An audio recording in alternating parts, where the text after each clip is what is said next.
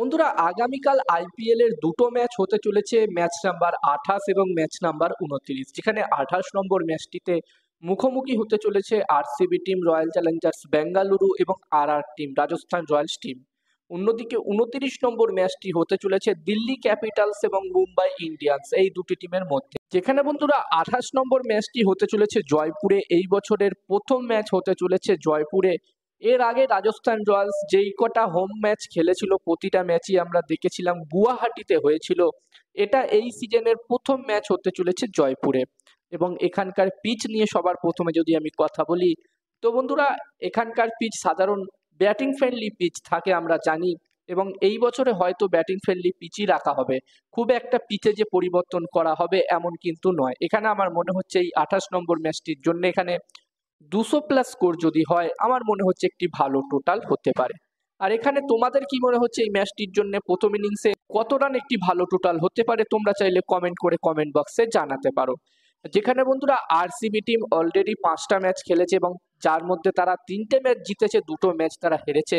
RCB team যেখানে 3টে তাদের অ্যাওয়ে ম্যাচ জিতেছে। প্রথমে তারা কেকেআর টিমকে হারিয়েছিল কলকাতাতে, তারপরে তারা সিএসকে টিমকে হারিয়েছিল চিপকে, এবং তারপরে তারা মুম্বাই ইন্ডিয়ান্স টিমকে হারিয়েছিল ওয়াংখেড়েতে। যদিও বন্ধুরা তারা তাদের হোম গ্রাউন্ডে 2টো ম্যাচ হেরেছে। একটি ম্যাচ তারা গুজরাট টাইটান্স টিমের বিরুদ্ধে হেরেছিল হোম গ্রাউন্ডে, তারপরে তারা দিল্লি ক্যাপিটালস টিমের বিরুদ্ধে হেরে এই ম্যাচটি খেলতে আসছে। তো বন্ধুরা এখানে আরসিবি টিম অবশ্যই চাইবে এই ম্যাচটিতে জয়লাভ করতে। এটা আরো একটি অ্যাওয়ে ম্যাচ হতে চলেছে তাদের। এখানে দেখার বিষয় থাকবে যে অ্যাওয়ে ম্যাচ 3টে তারা জিতেছে, এই ম্যাচটিও জিতে তারা 4টে ম্যাচ জিততে পারে কিনা। অন্যদিকে বন্ধুরা রাজস্থান রয়্যালস টিমের কথা বললে, এই টিমটিও 5টা ম্যাচ খেলেছে, যেখানে রাজস্থান রয়্যালস টিম 3টে ম্যাচ হেরেছে, 2টো ম্যাচ তারা জিতেছে।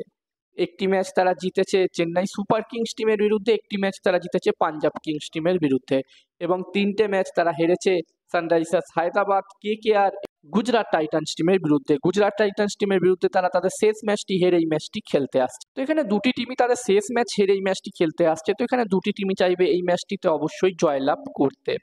এবং এই দুটি টিমের মধ্যে যদি আমি কম্পেয়ার করি, যেখানে এই বছরে আরসিবি টিম খুবই শক্তিশালী দেখাচ্ছে, আরসিবি টিমের ব্যাটিংও খুবই শক্তিশালী দেখাচ্ছে, বোলিংও খুবই শক্তিশালী দেখাচ্ছে।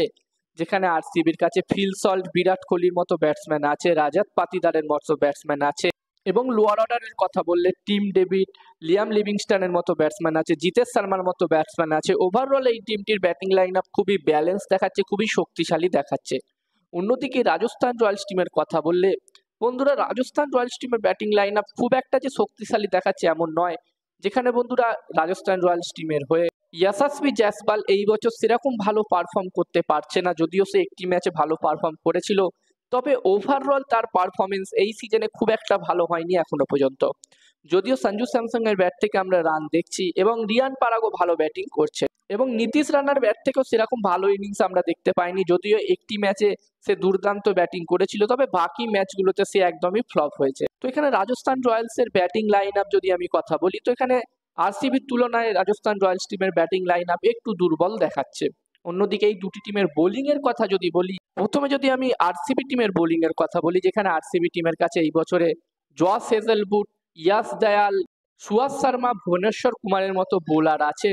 অন্যদিকে রাজস্থান রয়্যালস টিমের কাছে জোফরা আর্চার, মাইস তিক্সানা, সন্দীপ শর্মার মতো বোলার আছে। আগের ম্যাচটিতে ওয়ানেন্দু অ্যাভেলেবেল ছিল না, ওয়ানেন্দু হাসারাঙ্গা অ্যাভেলেবেল ছিল না। দেখার বিষয় থাকবে এই ম্যাচটিতে ওয়ানেন্দু হাসারাঙ্গা অ্যাভেলেবেল থাকে কিনা। ওভারঅল এই দুটি টিমের বোলিং লাইন আপ মোটামুটি আমার সমানই শক্তিশালী দেখাচ্ছে। আর এখানে তোমাদের কি মনে হচ্ছে এই দুটি টিমের কোন টিমটির ব্যাটিং লাইন আপ বেশি শক্তিশালী, কোন টিমটির বোলিং লাইন আপ বেশি শক্তিশালী, তোমরা চাইলে কমেন্টে জানাতে পারো। আর বন্ধুরা এই ম্যাচটিতে আমি এগিয়ে রাখবো আরসিবি টিমকে। আমার মনে হচ্ছে এই ম্যাচটিতে আরসিবি টিমের পাল্লাই ভারী থাকবে। অন্যদিকে 29 নম্বর ম্যাচটির ব্যাপারে যদি কথা বলি, যেখানে 29 নম্বর ম্যাচটি হতে চলেছে দিল্লিতে, দিল্লির ফিরোজা কোটলা স্টেডিয়ামে এই 29 নম্বর ম্যাচটি হতে চলেছে, এবং দিল্লির ফিরোজা কোটলা স্টেডিয়ামে এটা প্রথম ম্যাচ হতে চলেছে, এই সিজনের আইপিএল এর প্রথম ম্যাচ হতে চলেছে।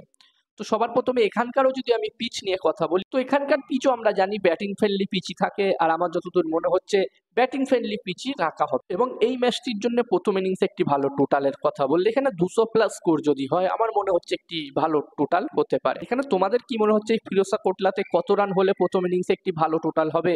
তোমরা চাইলে কমেন্টে জানাতে পারো। এবং এই দুটি টিমের পারফরমেন্স নিয়ে যদি কথা বলি, মুম্বাই ইন্ডিয়ান্স এবং দিল্লি ক্যাপিটালস, যেখানে তোমরা দেখছো দিল্লি ক্যাপিটালস টিম দুর্দান্ত পারফর্ম করছে। এখনো পর্যন্ত 4টে ম্যাচ খেলেছে তারা, 4টে ম্যাচই তারা জিতেছে এবং এই মুহূর্তে তারা পয়েন্টস টেবিলসে 2 নম্বর পজিশনে আছে।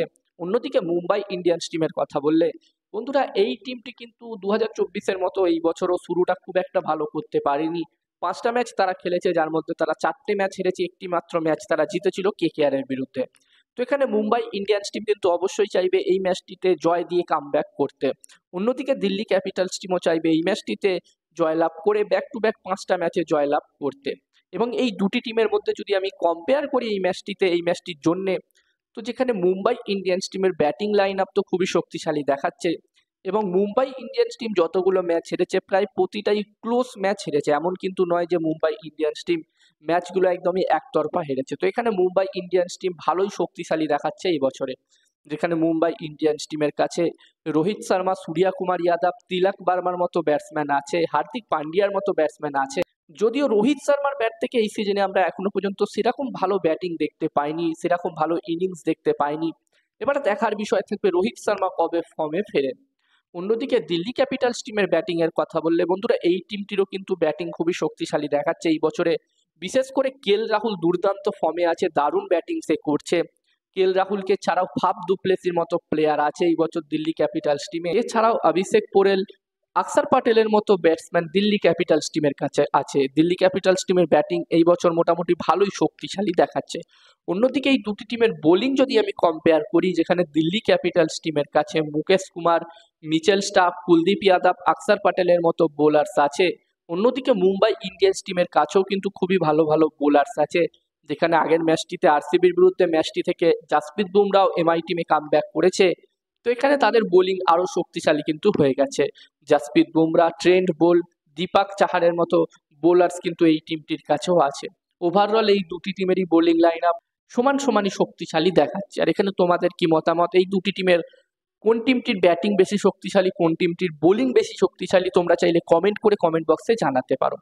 আর এই ম্যাচটিতে আমি মুম্বাই ইন্ডিয়ান্স টিমকেই এগিয়ে রাখবো। আমার মনে হচ্ছে এই ম্যাচটিতে মুম্বাই ইন্ডিয়ান্স টিমেরই পাল্লা ভারী থাকবে।